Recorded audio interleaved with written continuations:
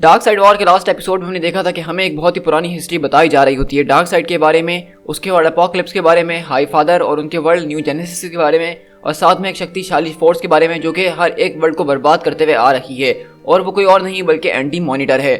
और हम देखते हैं कि यहाँ पे हमें ये सारी की सारी बातें जो है कोई और नहीं बल्कि मेट्रॉन बता रहा होता है, जो कि अपनी मोबियस चेयर का इस्तेमाल करके गॉड ऑफ नॉलेज बना हुआ है, और हमें वो बता रहा होता है कि किस तरह से इस यूनिवर्स के अंदर एक के बाद एक क्राइसिस आ चुका है, और अब एक और क्राइसिस जो है होने वाला है बहुत जल्द ही। लेकिन अगर इस बार ये क्राइसिस हुआ तो इसके जरिए हमारी रियलिटी बच नहीं पाएगी, क्योंकि इतने ज्यादा क्राइसिस होने की वजह से ये हमारी रियलिटी बहुत ज्यादा कमजोर पड़ चुकी है।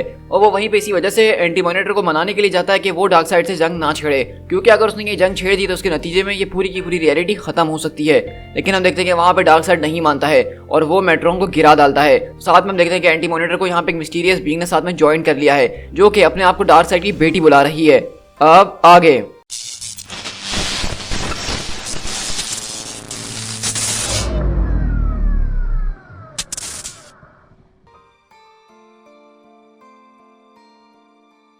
तो हमारी कहानी की शुरुआत होती है एक बहुत ही ज़्यादा ज़बरदस्त तरीके से, जहां हम देखते हैं कि एक वाइन ग्लास के अंदर एक शख्स जो है वाइन को निकाल रहा होता है और कहता है कि मुझे इस बात को मानना ही पड़ेगा, इस दुनिया के अंदर कुछ चीज़ें ऐसी हैं जिनको मैं काफ़ी ज़्यादा मिस करता हूँ। और अचानक हम देखते हैं कि उस घर के अंदर एक लेडी आती है कुछ फ्लावर्स वगैरह लेकर, और इस तरह हम देखते हैं वो लेडी अपने घर में आती है और नॉर्मल रूटीन की तरह वही अपने बहाने बताना शुरू करती है कि किस तरह से ट्रैफिक वगैरह की वजह से वो लेट हो गई। लेकिन वहीं पर हम देखते हैं कि वो आदमी जो कि उस वाइन को पी रहा होता है शेडो के अंदर बैठा हुआ, वो बोलता है कि हाँ मेरे ख्याल से तुम ठीक कह रही हो, अक्सर यहाँ पे इस तरह की चीज़ें होती ही है। तो वाइफ एकदम पलटती और कहती है कि तुम मेरे घर में क्या कर रहे हो, मेरे हस्बैंड वो कहाँ हैं? तो वहीं से वो आदमी बोलता है क्या तुम्हारा नाम मरीना ब्लैक है? तो वहीं से वो बोलती है कि तुम जो कोई भी हो, मैं चाहती हूँ कि तुम मेरे घर से फौरन निकल जाओ। तो वहीं से वो आदमी बोलता है मैं तुमसे फिर पूछता हूँ क्या तुम मरीना ब्लैक हो? तो वहीं से वो बोलती है कि प्लीज़ प्लीज़ मेरा हस्बैंड कहाँ है मुझे बता दो, थॉमस कहाँ हो तुम? और हम देखते हैं कि वो जो मिस्टीरियस बीइंग यहाँ पे बैठा हुआ होता है वो अपनी एक ही उंगली में अपने चाकू को हिलाना शुरू कर देता है, और अगले पल वो अपनी उंगली के जरिए उस चाकू को उसकी तरफ पॉइंट करता है, और इस तरह हम देखते हैं कि वो चाकू उसको लगता है और वो गिर जाती है। लेकिन हम देखते हैं कि वहाँ पे एक और मिस्टीरियस लेडी आती है और कहती है कि ये वो नहीं थी कैंटो, ये वो नहीं है जिसकी हमें तलाश थी। तो हम देखते हैं कि वहीं से कैंटो उसका जवाब देते हुए कहता है सच कहूँ तो मैं इस बात को तभी जान गया था जब वो उस कमरे के अंदर वॉक कर आई थी, लेकिन मैं इस बारे में कोई रिस्क नहीं लेना चाहता था। तुम क्या मेरे साथ एक गिलास शराब पीना चाहोगी? और हम देखते हैं कि वहीं से वो लेडी बोलती है अगर हमारे पास कोई मिशन ना होता और मैं बिल्कुल फारिग भी होती तो तब भी मैं इस घटिया वर्ल्ड की कोई चीज़ कंज्यूम नहीं करती। तो इसे कहता कि लशीना मेरे ख्याल से तुमने इस दुनिया के ऊपर ज़्यादा वक्त गुजारा नहीं है, ये दुनिया जितना ज़्यादा कॉम्प्लेक्स लगता है, जितना ज़्यादा ख़राब लगता है, इतना है नहीं दूसरी दुनियाओं की तरह। जैसे कि मैंने तुमसे पहले कहा था कि इस अर्थ के ऊपर कुछ ऐसी चीज़ें हैं जिनको हम इंजॉय कर सकते हैं। वहीं से अगले पल केंटो बोलता है कि मदर बॉक्स मेरे पास आओ, और हम देखते हैं कि दरअसल जो उसका चाकू होता है वही उसका मदर बॉक्स होता है, और ये सारी की सारी डार्क साइड की आर्मी है, और वहाँ यहाँ किसी शख्स को ढूंढ रहे हैं जिसको मारना उनका मिशन है।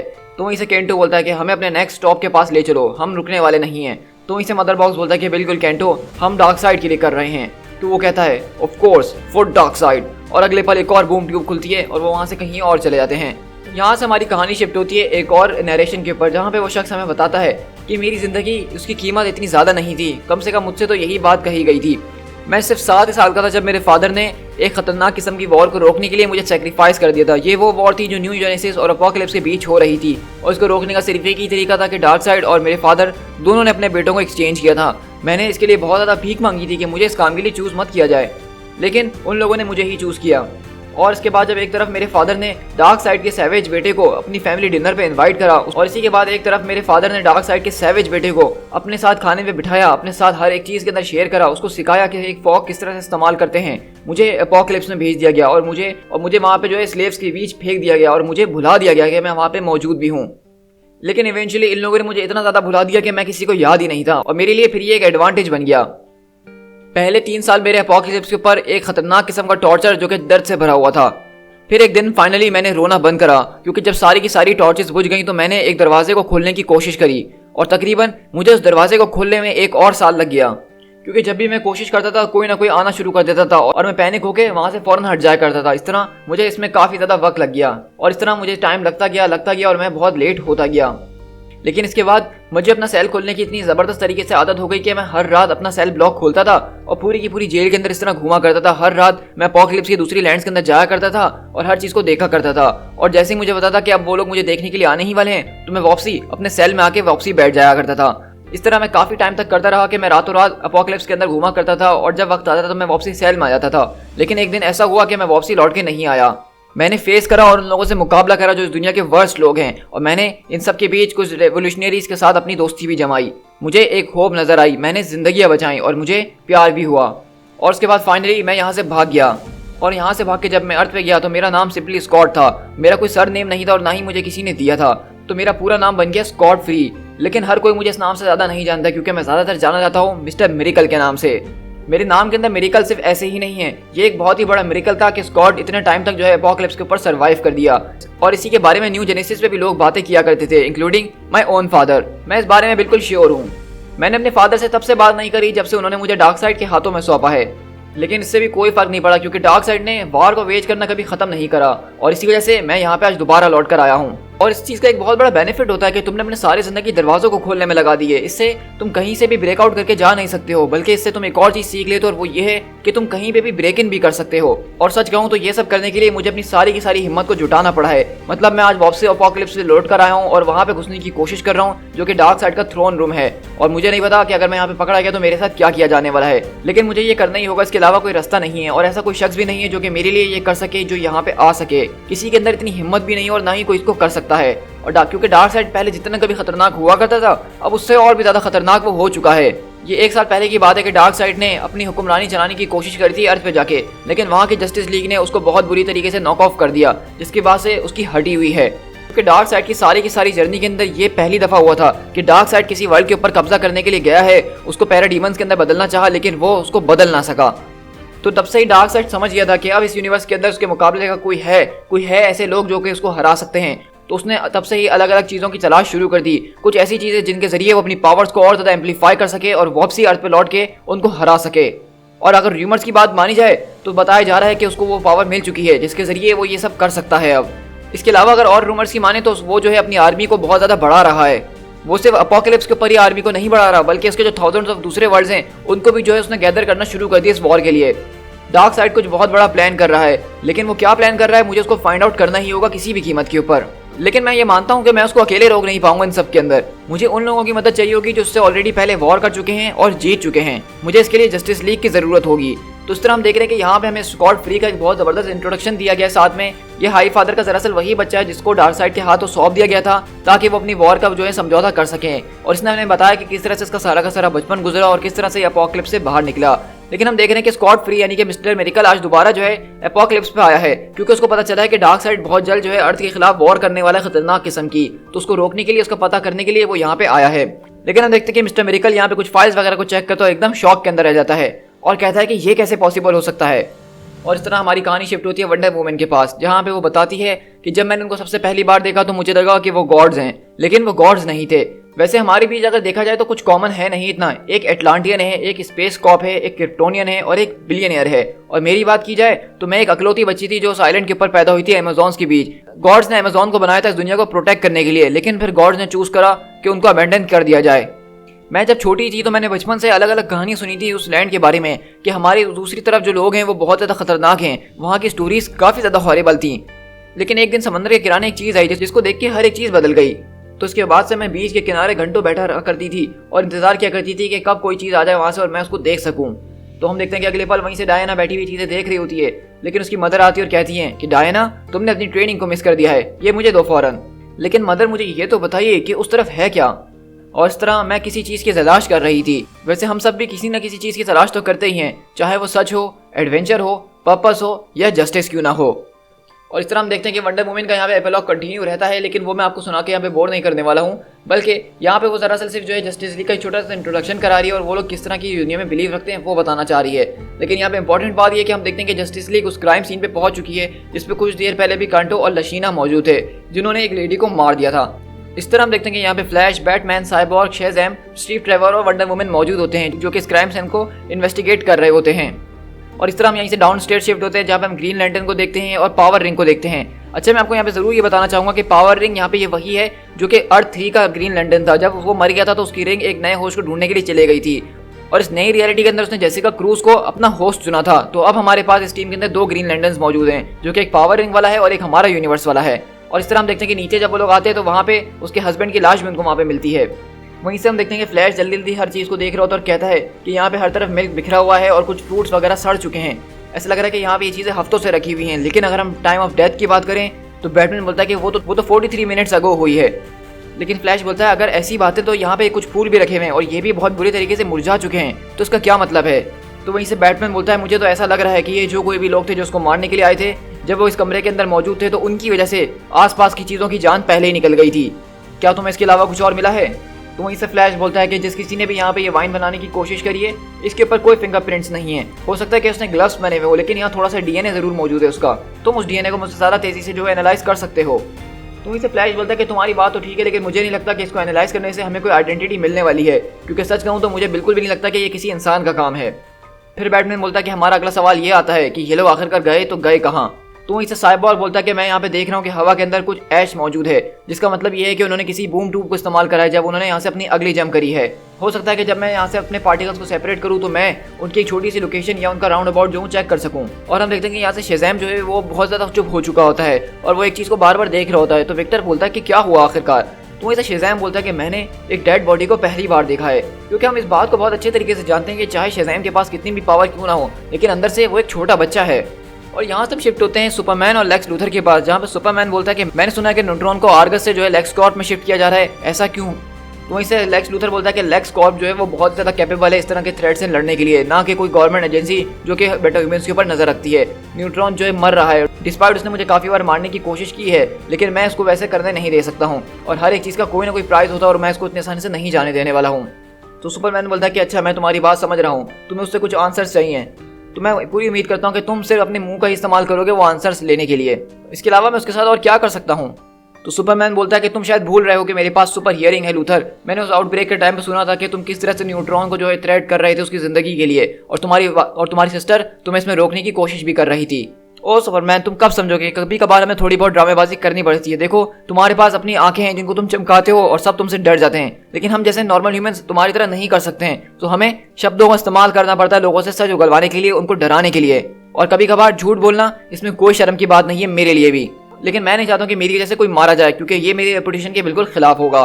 तो हम देख रहे हैं कि यहाँ से जो है लेक्स लूथर अभी सुपरमैन वगैरह के साथ काम कर रहा है और कैप्टन कोल्ड भी इनके साथ है, जिसको हमने फॉरएवर इविल के लास्ट एपिसोड में देखा था कि ये लोग अच्छे मेंबर बन गए थे। तो वहीं से कैप्टन कोल्ड लेदर बोलता है कि मेरे ख्याल से मिस्टर लूथर को आपको एक चांस देना चाहिए सुपरमैन। वंडर वुमन ने इसको चांस दिया था और इस पर पूरा उतरा था, और वैसे भी वंडर वुमन एक बहुत ही अच्छी इंसान है, क्या तुम उसको बताओगे कि मैंने उसके लिए ये कहा है। वहीं से लूथर बोलता है कि सेव योर ब्रेथ कोल्ड। मैं जानता हूँ कि सुपरमैन मुझ पर कभी भी विश्वास नहीं करता है और ये चीज़ एक आसमान की तरह क्लियर है मेरे सामने, तो मैं इसको मक्खन पॉलिश लगा के बदलना नहीं चाहूँगा। लेकिन अब अपने आप को प्रिपेयर कर लो, क्योंकि तुम जानते हो कि जहाँ अभी हम जा रहे हैं जिस चीज़ को देखने के लिए वो एक स्काई की तरह क्लियर बिल्कुल भी नहीं है, जैसा कि तुम देख सकते हो। और हम देखते हैं कि यहाँ से मिस्टर लूथर और सुपरमैन एक कमरे के अंदर आते हैं जहाँ पे एक पेशेंट मौजूद होता है, और डॉक्टर्स बोलते हैं कि मिस्टर लूथर ये ठीक नहीं हो रहा है। जब से न्यूट्रॉन की radio active power shut down हुई है मेजो वायरस के बाद से, तो उसका कैंसर वापसी लौट कर आ चुका है और वो बहुत तेजी से फैल रहा है।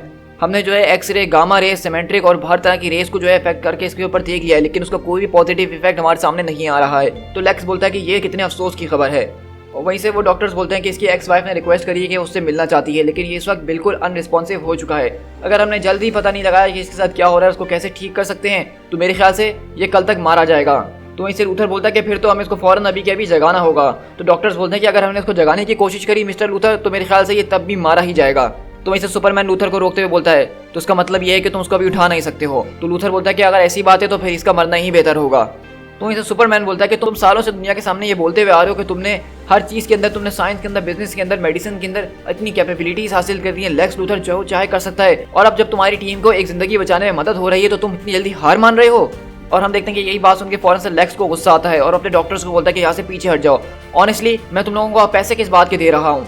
तो इसे कैप्टन कोल्ड बोलता है कि सुपरमैन ने अभी भी लेक्स लूथर को चैलेंज कर दिया कैंसर को क्योर करने के लिए, और मुझे ये देखने को मिल रहा है। मेरे ख्याल से इससे बेस्ट नज़ारा दुनिया के अंदर और कौन सा होगा। और इस तरह मिस्टर मेरेकल के पास शिफ्ट होते हैं, जो कि बता रहे होते हैं कि लोगों के ऊपर भरोसा करना वो काफ़ी मुश्किल है। जब तुम्हारे खुद के फादर तुम्हारी पीठ के अंदर चुरा घोंप सकते हैं, तो तुम एक ऐसे इंसान बन जाते हो जो कभी किसी पे भरोसा नहीं कर सकता है। फॉर ईयर्स मैंने अपोकलिप्स के ऊपर सर्च करा कि मुझे कोई ऐसा शख्स मिल जाए जिसके ऊपर मैं ट्रस्ट कर सकूं या वो मेरी मदद कर सके, और तकरीबन एक को ढूंढने के चक्कर में मैं मारा ही गया था। और उसका नाम हिमोन था, जो कि एक रिबेल था, और वो छोटे छोटे सीड जो है लोगों के दिलों में डाल रहा था एक रेवोल्यूशन को पैदा करने के लिए। लेकिन अल्टीमेटली वो पकड़ा गया और वो बहुत बुरी तरीके से फेल हुआ। लेकिन उसने कुछ माइंड्स को ज़रूर चेंज करा, उसने मेरे माइंड को चेंज करा, उसने बारडा के माइंड को चेंज करा। और वहीं से हम देखते हैं मिस्टर मेरिकल बोलते हैं कि मदर बॉक्स यहाँ पे जितनी की जितनी बैटल फाइल्स है सबको कॉपी करो, हर एक चीज़ को इसमें कॉपी करो और यहाँ पे जो कुछ भी मरीना ब्लैक के हवाले से है उसको भी फ़ौरन से कॉपी करो। अगर पहले की बात की जाए तो उस वक्त सिर्फ मेरी एक ही ख्वाहिश हुआ करती थी कि मुझे किसी भी कीमत के ऊपर अपोकलिप्स को छोड़ना है। हिमोन ने मुझे बताया कि किस तरह से एक मदर बॉक्स को बनाया जा सकता है और मदर बॉक्स बनाने के बाद मैं दुनिया भर में कहीं पे भी एक डोरवे खोल सकता हूँ। लेकिन हिमोन ने मुझे मरने से पहले ये बात भी ज़रूर कही थी कि कुछ चीज़ें दुनिया के अंदर ऐसी होती हैं जो कि हमसे ज़्यादा इंपॉर्टेंट होती है। ये सिर्फ मेरी फ्रीडम की बात नहीं है, यहाँ पे सिर्फ मेरी फ्रीडम को चुराया नहीं गया है, बल्कि यहाँ पे हर एक शख्स की बात है जो कि अपोकलिप्स के अंदर मौजूद है। अगर मैं आज उन लोगों के लिए खड़ा नहीं हुआ तो मैं उनसे ट्रूली कभी भी एस्केप नहीं कर पाऊंगा। लेकिन अगले पल हम देखते हैं कि वहाँ पे जो मदर बॉक्स होता है उसके अंदर से एनर्जीज रिलीज होना शुरू हो जाती हैं, वो एक्सप्लोड हो रहा होता है एक तरीके से। और अगले पल हम देखते हैं कि वहाँ पे दरवाजा खुलता है और कोई और नहीं बल्कि डार्क साइड की एंट्री होती है और कहता है कि वो रंग। तो वहीं से मिस्टर मेरिकल बोलता है कि क्या? तो डार्क साइड बोलता है कि आखिरकार तुमने इन रंगों को क्यों पहना हुआ है? तो मिस्टर मेरिकल अपना एक गैजेट निकालते हुए बोलते हैं तुम्हें क्या लगता है कि मैं एक फाइट के बगैर ही तुमसे हार मान लूंगा? तो वहीं से डार्क साइड बोलता है कि तुमने इस रंग के कपड़े क्यों पहने हुए हैं? क्योंकि ये रंग न्यू जेनेसिस से आए हैं, वो दुनिया जो कि प्रिटेंड करती है कि उसके अंदर हर एक फेयरनेस और टॉलरेंस मौजूद है, वो दुनिया जिसको तुम लानत देते हो कि उसने तुम्हें यहाँ पे भेज दिया, वो दुनिया जहाँ पे लौटने से तुम रिफ्यूज करते हो। क्या यही वजह है कि इस दुनिया से जो रंग आया है इसलिए तुम उसको पहन के अपने ऊपर घूम रहे हो? वहीं से मिस्टर मेरिकल उसके ऊपर एक गैजेट शूट करते हुए बोलता है कि मेरी मर्जी के मैं कुछ भी पहनूं और मुझे यही पसंद है। लेकिन हम देखते हैं कि वो गैजेट डार्क साइड को लगता है और लेकिन डार्क साइड को कुछ भी नहीं होता। तो डार्क साइड बोलता है कि तुमने इसको चूज किया, तुम्हें क्या लगता है कि तुम मेरे कैंप्स के अंदर सर्वाइव कर गए, तुमने अपने सेल्स को जो एस्केप कर गए, तो तुम सच में फ्री हो गए हो? क्या वाकई में तुम्हें ऐसा लगता है? ये तुम्हारा नाम नहीं और ना ही तुम फ्री हो, स्लेव। तुम कभी भी आजाद नहीं थे। और हम अगले पल देखते हैं कि डार्क साइड अपनी ओमेगा बीम्स जो उसके ऊपर मारता है जो कि सीधा उसके दोनों टांगों के बीच जाती हैं और मिस्टर मेरिकल वहां पे गिर जाता है। और डार्क साइड उसकी तरफ आते हुए बोल रहा होता है कि एक बहुत पहले अरसे की बात है कि अपोकलिप्स के ऊपर एक और शख्स ऐसा मौजूद हुआ करता था जो कि मेरे विल के खिलाफ काम करने की कोशिश किया करता था एक वक्त के लिए, लेकिन जब वो मेरा हुआ तो उसने अपनी ही फैमिली को हंट डाउन करा था मेरे लिए। उसने अपने ही परिवार का सर जो है एक पत्थर से कुचल दिया था। और इस तरह हम देखते हैं कि डार्क साइड जो है यहाँ पे स्कॉट को अपने पैरों के नीचे दबा रहा होता है और कहता है तुम्हारे पास तो इस तरह के बहुत से लोग हैं ना, दोस्त और एक लवर भी। मैं बारडा के बारे में जानता हूँ स्लेव, तुमने उसको मेरी फ्यूरी से चुराया है। वहीं पर स्कॉट हम देखते हैं अपने मदर बॉक्स को पकड़ रहा होता है और कहता है कि नहीं, मैं बहुत अच्छे तरीके से जानता हूँ डार्क साइड कि तुम किस चीज़ के पीछे हो। डार्क साइड बोलता है कि तुम्हें क्या लगता है कि मुझे इससे कोई फर्क पड़ता है? और वहीं पर अगले पल हम देखते हैं कि स्कॉट जो अपने मदर बॉक्स को हाथ लगा लेता है और बोलता है कि मदर बॉक्स मुझे यहाँ से फौरन बाहर निकालो। तो मदर बॉक्स बोलता है कि यस स्कॉट, और अगले पल वहाँ पे एक बूम की आवाज़ आती है और वहाँ से मेरिकल मैन गायब हो जाता है। इस तरह हम जस्टिस लीग के पास शिफ्ट होते हैं जहाँ पे साइबॉर्ग बोलता है एक और वुमेन जिसका नाम मरीना ब्लैक था उसको मर्डर कर दिया गया रिचमॉन्ड वर्जीनिया के अंदर 30 मिनट पहले, और तीसरी मरीना ब्लैक को मियामी के अंदर 10 मिनट पहले मारा गया है। मुझे लग रहा है कि मेरी फीड के अंदर किसी किस्म का जो है लैग आ रहा है जिसकी वजह से मुझे ये इन्फॉर्मेशन देर से मिल रही है। तो वहीं से वंडर वुमन बोलती है क्या तुम ठीक हो? तो साइबॉर्ग बोलता है कि यूनाइटेड स्टेट्स के अंदर तकरीबन 44 मरीना ब्लैक्स मौजूद हैं अकेले ही। ये मैं सारे के सारे एड्रेसेस आर्गस को दे रहा हूँ स्टीव, क्योंकि हमें उन सबको जो है प्रोटेक्ट करना ही होगा जब तक हम इस बात को फिगर आउट ना कर लें कि यहाँ पे सच में चल क्या रहा है। तो वहीं से हाइल जॉर्डन आता है और बोलता है कि यहाँ पे जो कुछ भी चल रहा है वो जो कोई भी लोग हैं वो अपने आप को जो है हमारी रिंग से क्लॉक कर पा रहे हैं क्योंकि हम यहाँ पे कुछ भी तलाश नहीं कर पा रहे उनके बारे में। तो वहीं से फ्लैश आता है और बोलता है कि जैस क्या तुम ठीक हो? तो जैसिका बोलती है कि यूजुअली इस रिंग के जरिए मुझे अजीब और गरीब विस्पर सुनाई देती हैं जो कि मेरे कान में ये फजूल की बातें कर रहा होता है, लेकिन आज बहुत अजीब बात है कि ये बिल्कुल चुप हो चुका है। मुझे लग रहा है कि शायद मैं इस रिंग के बहुत ज़्यादा कंट्रोल में आ रही हूँ या फिर ये किसी चीज़ का इंतजार कर रहा है कुछ होने का। लेकिन वहीं से हम देखते हैं कि अगले पल फ्लैश बोलता है कि नहीं, मेरे ख्याल से तुम इसको जो है कंट्रोल करना शुरू कर चुकी हो। और अगले पल हम देखते हैं कि फ्लैश को अचानक कुछ अजीब सा दर्द होना शुरू होता है और सब लोग बोलते हैं कि फ्लैश क्या हुआ? और हम देखते हैं कि अगले पल फ्लैश जो है वो अजीब और गरीब होना शुरू हो जाता है, उसके मुंह से एक तरह का पोर्टल खुलना शुरू होता है और हम देखते हैं कि वहाँ पे फ्लैश के मुंह के अंदर से कोई शख्स जो है वो बाहर निकल रहा होता है और अचानक वहाँ पे एक जोरदार रोशनी आती है और हम देखते हैं कि वो बोलती है कि मेरा पहला खून, और वो फ्लैश के ऊपर अपना चाकू चलाती है। और हम देखते हैं कि दरअसल ये कोई और नहीं बल्कि ये वही वुमेन है जिसको हमने लास्ट एपिसोड में देखा था जो अपने आप को डार्क साइड की बेटी बोल रही थी और कहती है ओह मैं तुम सबको हर्ट करने वाली हूँ सो वेरी वेरी मच। और वहीं पे वो बैटमैन की तरफ देखते हुए कहती है कि इन सब के बीच सिर्फ तुम ही एक इंसान हो, लेकिन इन सब के बीच तुम ही सबसे ज़्यादा मुझे ट्रबल पहुंचा सकते हो, तो इसलिए मैं सबसे पहले तुम्हें हर्ट करूंगी। और इस तरह हम देखते हैं कि वो आती है सीधा और बैटमैन के ऊपर अटैक करना शुरू करती है अपनी उस तलवार के जरिए और उसके बाद एक तलवार से वार कर रही होती है। तो वहीं से शेज़ैम बोलता है कि आखिरकार ये कौन है? तो साइबॉर्ग बोलता है कि मैं इसकी पहचान करने की कोशिश कर रहा हूँ, मुझे 1 मिनट दो, क्या तुम्हारा कंप्यूटर इसको और ज़्यादा तेज़ी से नहीं कर सकता है?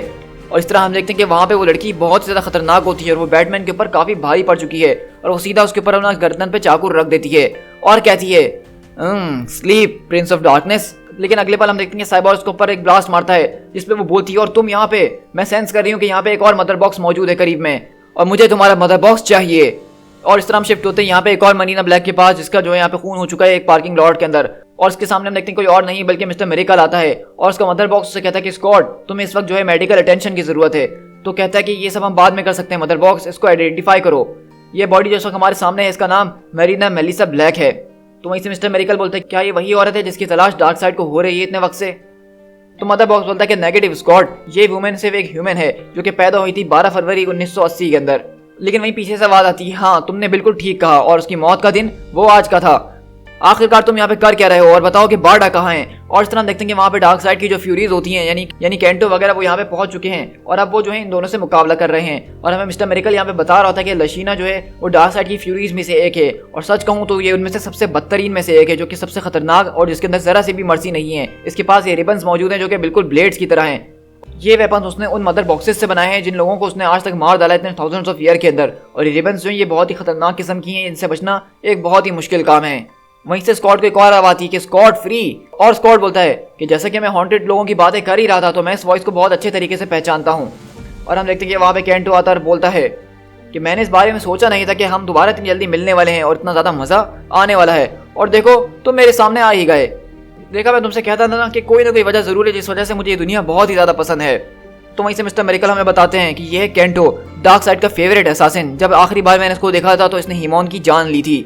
मैंने अगर इसको जरा सा भी चांस दिया तो ये मुझे भी मार डालेगा, लेकिन मुझे आज यहाँ पे किसी भी कीमत पर सर्वाइव करना ही होगा क्योंकि अगर आज मैंने सर्वाइव नहीं करा तो ये यूनिवर्स भी सर्वाइव नहीं कर पाएगी। और इस तरह हम जस्टिस लीग के पास शिफ्ट होते हैं जहाँ पर हम देखते हैं कि ये लड़की जो है ये बहुत ही खतरनाक किस्म की फाइटर है। ये साइबोर्ग के ऊपर चढ़ चुकी है और उसके सारे पार्ट्स को अलग कर रही होती है। मैंने तुम्हें बहुत टाइम तक स्टडी करा है तुम्हारे बारे में हर एक चीज़ को विक्टर। मेरे ख्याल से तुम बैटमैन से ज़्यादा खतरनाक हो मेरे लिए। तुम्हारी टेक्नोलॉजी जो है इवॉल्व हो रही है, तुम्हारे पार्ट जो है वो मेरे लिए बहुत ही ज़्यादा वैल्यूबल हैं। लेकिन हम वहीं पे पीछे से देखते हैं कि शेज़ैम उसकी गर्दन पकड़ता है, उसको बिजली का एक जोरदार झटका देते हुए बोलता है get the hell of my friend. और हम देखते हैं कि अगले पल शेज़ैम उसको उठा के बहुत दूर फेंकता है और वहाँ पे एक जोरदार धमाका होता है और वो बोलता है कि ड्यूड तुम्हारी बॉडी। तो साइबोर्ग बोलता है कि चिंता मत करो ये दोबारा ग्रो बैक करी जाएगी। तो वो बोलता है कि ग्रो बैक ये सब कैसे हो रहा है? तो साइबोर्ग बोलता है कि मैं तुम्हें इसको बाद में बता दूंगा, मुझे रिबूट करने की जरूरत है। लेकिन हम वहीं से देखते हैं कि अगले पल वो लेडी बहुत ज्यादा स्पीड से शेज़ैम के पास आती है कि उसको पता भी नहीं चलता और सीधा अपना चाकू जो है शेज़ैम के आर पार कर देती है। वो हम देखते हैं किस तरह वो शेज़ैम को यहाँ पे सर पकड़ लेती है और उसका गला काट रही होती है और बोलती है कि पुअर चाइल्ड। मुझे बहुत ज्यादा नफरत है इतनी छोटी उम्र में इन लोगों को मारने की। लेकिन हम देखते हैं कि वहाँ पे वंडर वुमन उसको आगे पीछे से पकड़ती है और कहती है कि आखिरकार तुम कौन हो बताओ मुझे। और हम देखते हैं कि अगले पल वंडर वुमन सुपरमैन से कॉल करती है। तो सुपरमैन बोलता है कि क्या हुआ? तो वंडर वुमन बताती है कि लीग के ऊपर इस वक्त अटैक किया गया है। तो सुपरमैन बोलता है कि किसने अटैक करा है? तो वंडर वुमन बोलती है कि मैं इस बारे में श्योर नहीं हूँ लेकिन मेरा लैसो उसके ऊपर काम नहीं कर रहा है। और हम देखते हैं कि वहीं से वो जो है वो बहुत ज़्यादा ज़बरदस्त तरीके से वंडर वुमन से मुकाबला कर रही होती है। उसके पास हीट विजन भी है सुपरमैन की तरह और कहती है क्या तुम उस क्रिप्टोनियन से बातें कर रही हो? क्या वो भी इस बारे में सोच रहा है कि मैं कौन हूँ आखिरकार? चलो मेरी बहन मैं तुम्हें ये राज की बात बता ही देती हूँ। अब राज रखने का कोई फायदा नहीं है, मेरे अंदर जो खून है वो एक अमेजोन का खून है और मैंने इस वक्त उसी मिशन को कैरी आउट किया हुआ है जिस मिशन के लिए हमें सबसे पहले बनाया गया था। और हम देखते हैं कि यहाँ पे ये लेडी हमें ये बता रही है कि ये दरअसल अमेजोन्स की है यानी वंडर वुमन की एक तरह से बहन है ये और इसी वजह से इतनी ज़्यादा खतरनाक और ताकतवर भी है। और हम देखते हैं कि यहाँ पे अपनी आंखों से हीट विजन मार रही है, उसका हीट विजन इतना ज़्यादा खतरनाक है कि वंडर वुमन के जो ब्रेसलेट्स होते हैं वो उसको ब्लॉक करते हुए टूट जाते हैं। और वंडर वुमन के जो ब्रेसलेट्स हैं वो बहुत ज़्यादा मजबूत होते हैं, ये बड़े से बड़े विलन को धूल चटा सकते हैं। लेकिन हम देखते हैं कि उसने अपनी हीट विजन से उन ब्रेसलेट्स को तोड़ दिया है। और हम देखते हैं कि वहीं से अगले पल वंडर वुमन के पास आती है, उसको पकड़ते हुए बोलती है कि तुम उन लोगों के बगैर भी काफ़ी ज़्यादा स्ट्रांग हो। मेरी मदर ने तुम्हारे बारे में मुझे हर एक चीज़ बताई है प्रिंसेस, जैसे कि तुम्हारी क्वीन और उसकी शीप। लेकिन वहीं से स्टीव ट्रेवर आता है और बोलता है कि डायना से दूर हट जाओ फौरन। लेकिन अगले पल हम देखते हैं कि वो पीछे पलटती है और उन सारे के सारे लोगों के ऊपर अटैक करते हुए बोलती है तुम एक बहुत ही बड़ी फेलियर हो उन ग्रेट गॉड्स की नज़र में, जैसे कि ये सारे के सारे ह्यूमंस हैं। और वहाँ पे उन सारे लोगों को मार रही होती है। और वहीं से हम देखते हैं कि लेक्स लूथर की बहन यहाँ पे बैठी हुई हर एक चीज़ को देख रही होती है और कहती है डायना की लाइन अभी भी डेथ हो चुकी है, वेस्ट कोस्ट के कम्युनिकेशंस वो डाउन हो चुके हैं। लेक्स अब हमें क्या करना है? तो लेक्स बोलता है कि इट्स ऑल राइट अलीना, हम यहाँ से देख लेंगे कि इसके अंदर हम क्या कर सकते हैं और हम उसको टेक केयर कर ही लेंगे। मेरा न्यू आर्मर प्रिपेयर करो, द ग्रीन नाइट। और सुपरमैन जरा इस आर्मर से दूर ही रहना क्योंकि इस आर्मर को जो फ्यूल है वो क्रिप्टोनाइट करता है। तो सुपरमैन बोलता है कि क्रिप्टोनाइट देखो उसको पर्सनली मत लेना, ये मैंने बनाया था साइंस की खातिर। मतलब जो क्रिप्टोनाइट के अंदर एनर्जी होती है वो बहुत ज़्यादा पोटेंट होती है और उसके जरिए मेरे आर्मर को एक अच्छा बैकअप मिल सकता है। मैंने सिर्फ इसी वजह से इस आर्मर को बनाया, मेरा कोई गलत मकसद नहीं था। मेरा तो प्लान ये था कि फ्यूचर के अंदर क्रिप्टोनाइट को हम इस्तेमाल करें क्योंकि इसके अंदर इतनी शक्ति है कि पूरे के पूरे मेट्रोपोलिस को ये पावर अप कर सकता है। लेकिन इस प्लान को मैंने अभी के लिए होल्ड पे कर दिया है क्योंकि अगर मैंने ऐसा कर दिया तो तुम इस सिटी में चलने के काबिल नहीं रहोगे और मेरे ख्याल से हम इस वक्त वो नहीं चाहते हैं। और इस तरह सुपरमैन जो है लूथर की तरफ देख रहा होता है और बोलता है कि चाहे तुम्हारी पीआर टीम तुम्हें किस तरह से भी ड्रेसअप क्यों ना कर दे लेकिन तुम रहोगे एक कॉमन क्रिमिनल, इसके अलावा और कुछ भी नहीं। और रही बात अमेजो वायरस और इन सब के बीच, तो मैं तुमसे कहना चाहूंगा कि मुझे अब से तुम्हारी मदद की कोई जरूरत नहीं है। We are done with you. तो इसे लेक्स लूथर उसके ऊपर अटैक करते हुए बोलता है कि ये चीज तुम डिसाइड नहीं कर सकते हो क्योंकि तुम जस्टिस लीग के लीडर नहीं हो, और मैं इस बात को बर्दाश्त नहीं कर सकता हूँ कि कोई मेरी बहन के सामने मुझसे इस तरह से बात करे। लेकिन हम देखते हैं अगले पल पीछे से लूथर के ऊपर कोई फायर करता है और लूथर जोर से चिल्लाता है, और वहीं से हम देखते हैं कि वो कोई और नहीं बल्कि लूथर की बहन ही होती है, जो कि बोलती है आई सपोज ये ठीक कह रहा है। अगर तुम किसी चीज को ठीक करना चाहते हो तो मेरे ख्याल से वो तुम्हें खुद ही कर लेनी चाहिए। इतने सरप्राइज होने की कोई बात नहीं है सुपरमैन, हर कोई उससे नफरत ही करता है। और वहीं से हम देखते हैं कि जेसिका पूछती है हॉल जॉर्डन से कि तुम्हें पता है कि ये कौन है। ग्रीन लैंटर्न बोलता है कि नहीं, मैं इसको नहीं जानता और ना ही रिंग इसके बारे में कुछ भी मुझे बता रही है। हमें इस बात को मेक श्योर करना होगा कि इनोसेंट लोगों को यहाँ से फौरन निकाल लिया जाए और जो कोई भी वाउंडेड है उनको फौरन हॉस्पिटल तक पहुंचाया जाए, जब तक मैं इसको बिजी रखने की कोशिश करता हूँ। और इस तरह हम देखते हैं कि वो अपनी एनर्जी रिंग से जो है उसके ऊपर अटैक करता है और वो बोलती है कि तुम्हारी एनर्जी वो तो प्योर विल है, फ्री विल, लेकिन मैं तुमसे ये छीन सकती हूँ, मैं इसको तोड़ सकती हूँ। और हम देख रहे हैं कि ये लड़की यहाँ पे इतनी ज्यादा प्रिपेयर्ड है कि इसको जस्टिस लीग के बारे में हर एक चीज पता है और उसको ये भी पता है कि उनको हराना कैसे है, क्योंकि हम देखते हैं कि वो यहाँ पे ग्रीन लैंटर्न की पावर्स को जो है उसके खिलाफ इस्तेमाल करने लगती है और वो उल्टा उसी के ऊपर हावी होना शुरू हो जाती है। और इस तरह हम देखते हैं कि यहाँ पे हाइल जॉर्डन की जो है ऊपर आग लग जाती है अपनी ही रिंग के जरिए, और वो लेडी कहती है वैसे मुझे इसकी जरूरत बिल्कुल भी नहीं है, मुझे किसी और की चाहिए। वो जेसिका क्रूज की तरफ आती है और बोलती है कि ये तुम हो ना जेसिका क्रूज, तुम्हारे पास एक ऐसी चीज है जो कि उस दूसरी यूनिवर्स से इस यूनिवर्स को जोड़े हुई है, वो रिंग तुम्हारी, वो जो इस रिंग के अंदर एक इविल पावर है वो मुझे चाहिए। मेरे ख्याल से वो मुझे बहुत अच्छे तरीके से सर्व कर सकती है क्योंकि मुझे एक शैडो चाहिए। और इस तरह हम देखते हैं कि यहाँ पे वो आई होती है उस रिंग को हासिल करने के लिए, और अगले पल हम देखते हैं कि वहाँ पे वो रिंग के साथ ऐसा कुछ करती है कि उस रिंग के अंदर की जो खतरनाक इविल पावर होती है वो जागना शुरू हो जाती है। और इस तरह हम देखते हैं वो बोलती है कि मुझे शैडोज चाहिए उन लोगों के जो उसके खिलाफ मेरे साथ खड़े हो सकें, एक आर्मी मुझे राइज करनी है। और इस तरह हम यहाँ से अल्ट्रामैन के प्रिजन के अंदर देखते हैं और वो बोल रहा होता है डरा हुआ कि वो आ रहा है, वो मॉन्स्टर यहाँ पे आ रहा है हमारे लिए, और वो डार्कनेस जो हमारे अंदर मौजूद है वो हर एक लाइट को डिस्ट्रॉय कर देगी। द डार्कनेस कॉल्स, क्या तुम मुझे सुन सकते हो? मैं तुम्हारा इंतजार कर रही हूँ। और इस तरह हम देखते हैं कि वो जो है उस रिंग के जरिए वहाँ पे एक पावर इस्तेमाल करती है जिसके जरिए आसमान के अंदर एक पोर्टल सा खुलना शुरू होता है, और वहीं पे वंडर वुमन देखती है उसकी तरफ और बोलती है कि बाय द गॉड्स। और हम देखते हैं कि उस पोर्टल के जरिए कोई और नहीं बल्कि एंटी मॉनिटर जो है हमारी अर्थ के ऊपर अब आ चुका है। वहीं से हमें दिखाया जा रहा था कि किस तरह से सुपरमैन जो है लेक्स को पकड़ा हुआ है जिसका खून बह रहा है और वो पूछता है कि क्यों। लेकिन यहीं से सुपर वुमेन का हमें जो है सेल दिखाया जा रहा था जो कि अर्थ 3 की है, कि उसने पहले हमारी दुनिया बर्बाद करी और अब वो इस दुनिया को बर्बाद करने के लिए आ चुका है। वो यहाँ आ गया है, ओह स्वीट चाइल्ड, वो यहाँ आ गया है। और इस तरह हम देखते हैं कि यहाँ पे जो लेक्स लूथर की बहन होती है वो भी दरअसल डार्क साइड के साथ मिली हुई है, और वो मदर बॉक्स का इस्तेमाल करते हुए बोलती है सुपरमैन और मेरे भाई लूथर को उनके एंड की तरफ ले जाओ। ठीक है लीना लूथर, जैसा तुम कहो। और वहीं पे वो बोलती है कि फॉर डार्क साइड। और इस तरह हम देखते हैं कि यहाँ पे मेरिकल मैन भी जो है वो भी कैंटो वगैरह से लड़ रहा होता है और कहता है कि मदर बॉक्स इनके कोऑर्डिनेट्स को फौरन से चुरा लो और फौरन से जम की तैयारी करो अभी के अभी।